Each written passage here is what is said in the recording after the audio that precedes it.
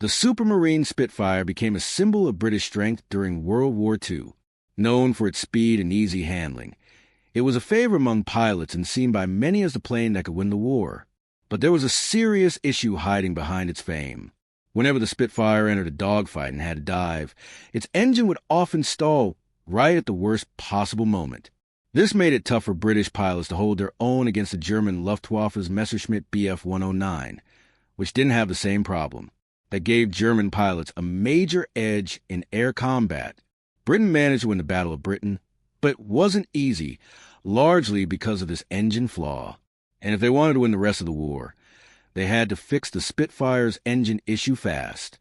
Experts across the country tried everything. Major engineering firms took on the challenge. But no one could figure it out until an unexpected hero stepped in, a woman named Beatrice Shilling. What she did for the Spitfire was so important that she's now credited as one of the key figures who helped the Allies win the war. The problem first came to light in 1938 with the Spitfire's Rolls Royce Merlin engine. At that time, it didn't seem like a huge deal. Pilots weren't doing much aggressive diving before the war, so the issue was mostly overlooked. But by 1940, when the Battle of Britain was raging, this engine flaw became a life-threatening concern. To make things worse, more than 20,000 Spitfires had already been built with the same engine. And it wasn't just the Spitfire.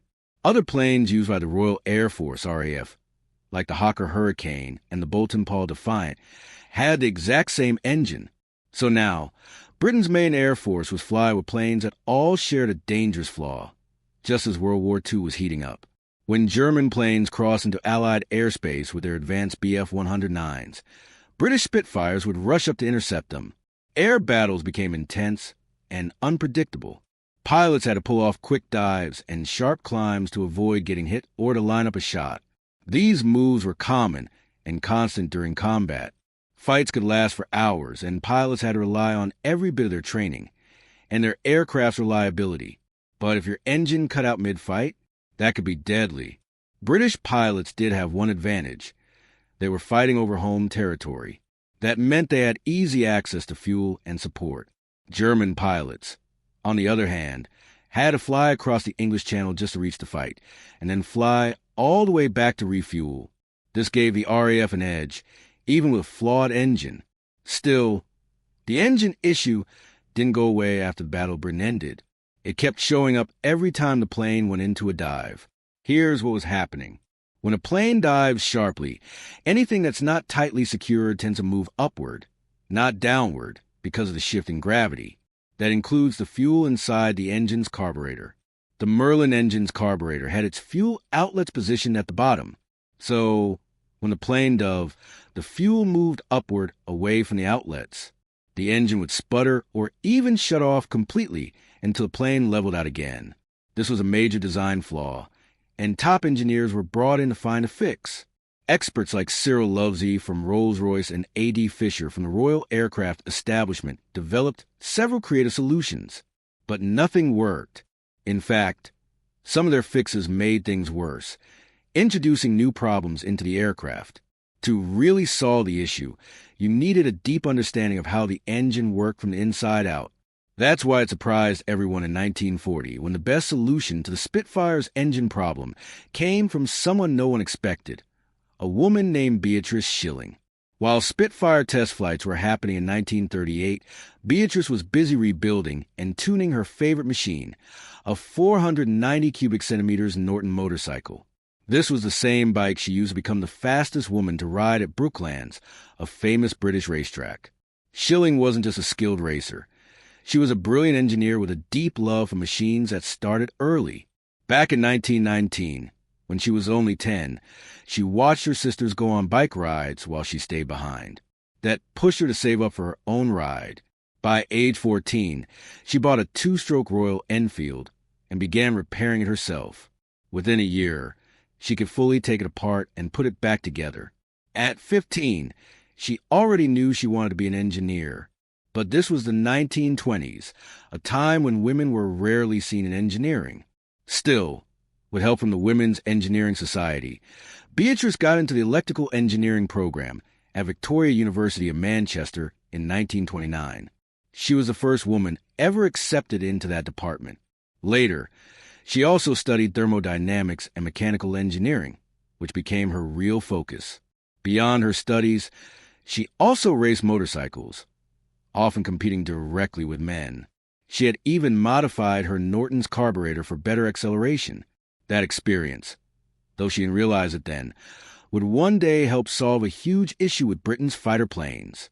Before the war started, she had already been working for 3 years at the Royal Aircraft Establishment. At first, her job was writing technical reports. But by late 1939, after earning several promotions, she became a technical officer responsible for carburetor research and development. When other top engineers, including those at Rolls Royce, failed to fix the Spitfire stalling problem, Beatrice stepped up. She asked for permission to try a fix herself. At first, she wasn't taken seriously, partly because she was a woman in a male-dominated field. But within just a few days, she had a working solution that impressed everyone. So what did she do? She designed a small brass disc with a carefully sized hole. This simple part, installed inside the carburetor, helped control fuel flow during sharp dives and nearly eliminated the stalling issue. Even better, it could be installed on the ground quickly, without any major changes to plane. But now came the hard part, getting it installed in planes across the country. Shilling took on that task too, riding her Norton motorcycle from base to base. She personally installed the device in both Spitfire and Hurricane fighters. Her fix worked so well, it became known as Miss Shilling's Orifice. While it didn't completely eliminate the problem, it solved enough of it to give pilots the edge they needed in combat.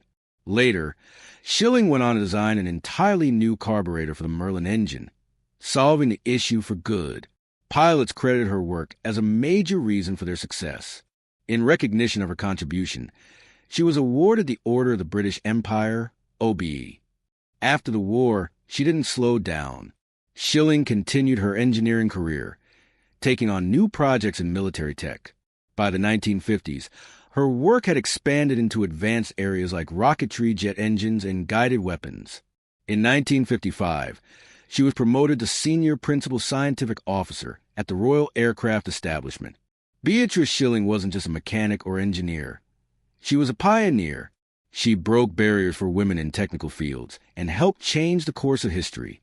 Today, many still believe that without her, the outcome of World War II could have been very different. Her legacy continues to inspire generations of engineers, especially young women who see in her story a reminder that talent and determination can break any barrier. Beatrice Shilling didn't just solve a technical issue. She proved that fresh ideas can come from unexpected places, and that even the smallest innovation can change the course of history. Today, her name is remembered not only in aviation circles, but also in classrooms and museums, where her story is shared as a powerful example of grit, intelligence, and quiet heroism that helped shape the world as we know it. Shilling's story isn't just about engineering. It's about courage, persistence, and rising above doubt. At a time when few women were even allowed in technical fields, she led by example and delivered real results. Her contribution saved lives, boosted morale, and showed that true innovation comes from those who dare to think differently and act boldly.